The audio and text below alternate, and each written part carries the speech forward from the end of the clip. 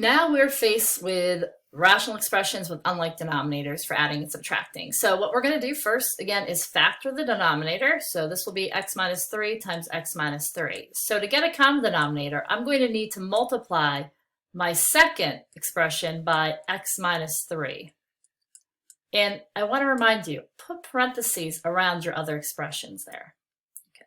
So my denominator is x minus 3 quantity squared, and my numerator is going to be x plus 7 plus, I am now going to do this multiplication here. So that's a plus b, a minus b, so it's going to be x squared minus 9 when I multiply those together. So I'll put that there, and it's over our denominator. I'm just going to put d for denominator. Now let's go ahead and rewrite that in decreasing degree. It should be a plus x, and then minus 2. This will factor,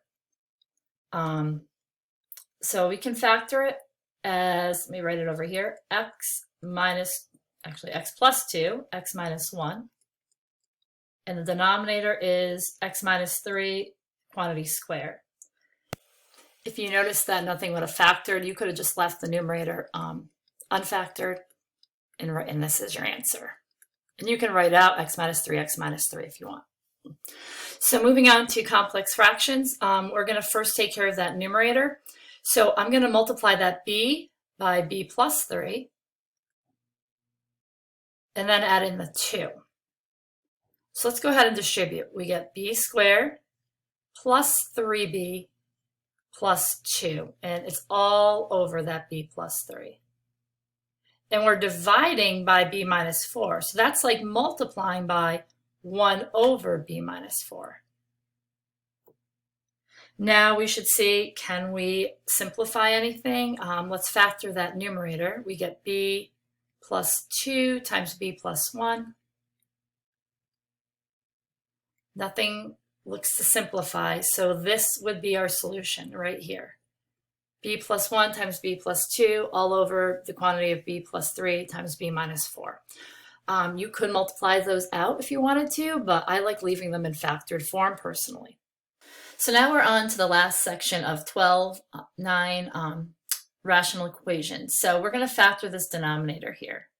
It'll be a minus 1, a plus 1, because that's the difference of squares. And I know a lot of people in my class said, hey, what happens if there is no denominator? Remember, that's your invisible 1. If there's nothing there, it's over 1. So I want to multiply each term by a minus 1, a plus 1. So I'm going to do that. So when I go ahead and multiply everything by that a minus 1, a plus 1, I'm going to start on the right. This a plus 1 will simplify with this a plus 1. My middle term here, the denominator cancels out totally with what I'm multiplying by. And then here, I'm going to have to multiply that a by the a minus 1, a plus 1. But remember, the a minus 1, a plus 1 is actually the difference of squares, so a squared minus 1. So let's go ahead and do that multiplication.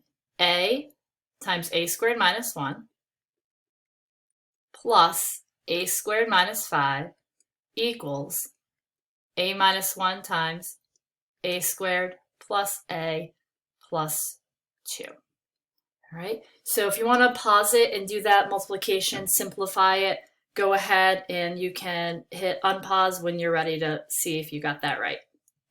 So mine are multiplied out, and I started to simplify. You can see the right-hand side here, a squared minus a squared, those cancel out on that side. If you notice, we have an a to the third on both sides. If I subtract a to the third, those would disappear.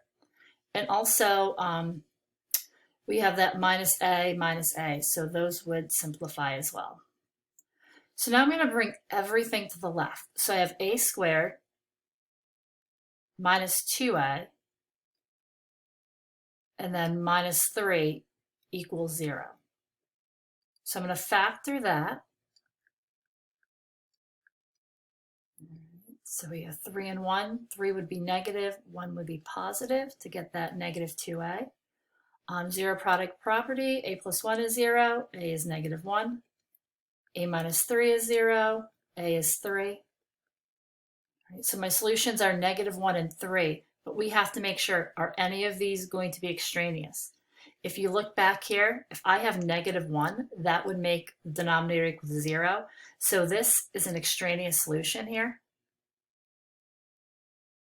Extra, remember, is that word in there? So A is -1 is extraneous. It actually doesn't work. So the correct answer here is just A is 3. Okay, so now moving on to chapter 13, histograms. Remember, histograms, they organize the data into equal intervals, and the bars do touch. The x-axis is continuous, it's a number line. So we have a histogram and we want to figure out how many graduates make less than $44,000. So 44,000 would be right here. This line here, anything from this line to the right is over 44. So less would be on the left-hand side. So let's go ahead and add that up. We get 50 for the first section, and then 300, 250, and then 400. So if we add those values up, we get 1,000. So that would be letter C. So 1,000 students make less than $44,000. All right, measures of variation and box and whisker. So the median, again, they have to be in order. It's the middle value. And if there's 2 in the middle, you add them up and divide. Mode is most frequent.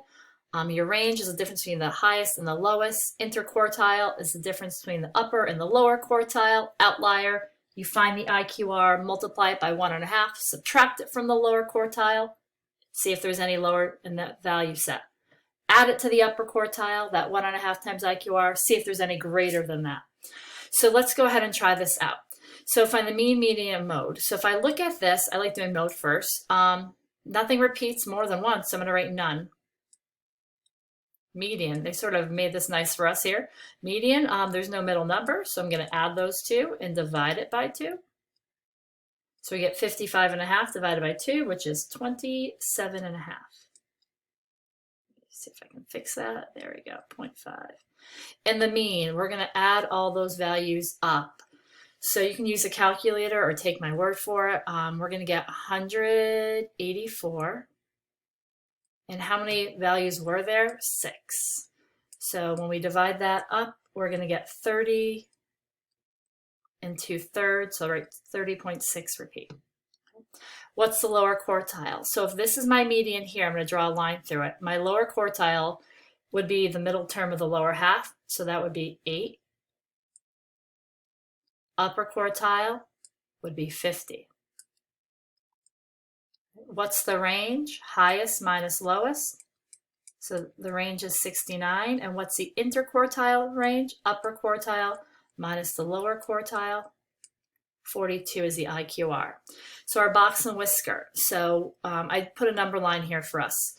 Let's first do our best to mark where 27.5 is. So this is 25, so 27.5 would be right about there. Then our lower quartile is 8.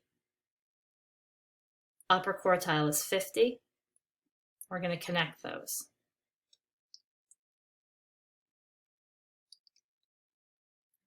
Then the lowest value was 1, so you put a dot there, or a bullet mark. And then the upper quartile is 70. And again, because this is not the best doing it on a computer, I'm going to label my values. So 1, 8, and then my median was 27.5. My upper quartile was 50, and then my highest value is 70. Those are what we call our 5 critical numbers there. So again, median is where the bar is, lower quartile is the left hand of the box, upper is the upper end of the box, and then your max and your min are your 2 points that end your whiskers. Final topics, so counting outcomes. Fundamental counting principle, you can multiply the options to figure out how many ways you can come up with something like, the lunches we did the other day. So Too Cheap Computer sells custom-made personal computers. You have a choice of 5 different hard drives, 3 different keyboards, 4 different mice, and 3 different monitors. So how many custom computers can you get? So we're going to multiply all of our options here. And we can say it's 20 times 9, which gives us 180 options. You could make a tree diagram, but that wouldn't be too fun in this case. Permutation, this is where order is important. So how many ways can we award a first, second, third prize place among 8 contestants? So we have 8 permute 3. So that means it's going to be 8 factorial. Remember, 8 factorial, that means 8 times 7, 6, 5, 4, 3, 2, 1. And then it's going to be 8 minus r. So 8 minus 3 factorial, which is 5 factorial. So I'm going to write that out. 8 times 7 times 6 times 5, and I'm stopping at 5 because that's my denominator. So 8 times 7 times 6 gives us 336 different ways for 8 contestants to win first, second, third place. Okay. Again, permutation, order is important. Combination, doesn't matter the order. So if we're going to choose 3 desserts from a menu of 10, so we have 10 choices, and we're going to have 3 desserts. So that's going to be 10 factorial over 3 factorial, and then it's going to be 10 minus 3 factorial, which is 7 factorial. So we're just going to write the numerator down to 7 factorial because that's the largest one.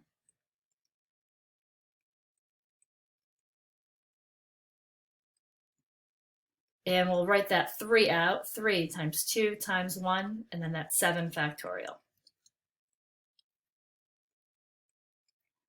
I'm going to do a little simplifying. 9 divided by 3 is 3, and then I'll do 2 goes into 10 5 times. So now I'm just going to multiply 5 times 3 times 8, and I'll get 120. So there's 120 ways to pick 3 desserts from a menu of 10. And it doesn't matter what order you pick those. Cake, mousse, pie, doesn't matter. Pie, mousse, cake.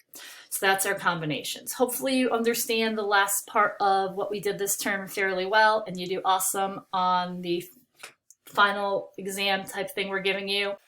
Please make sure when you're doing it, show all your work, do your best. We really want to use this as a tool to help us to see what you really know well and what things we might need to make sure we go over a little bit more in detail next year in your courses. Hope everyone has a great summer. We miss you very much. I miss seeing you every day. That's the part of teaching I love, is being with you all. All right, have a great summer, everyone. Take care. Bye-bye.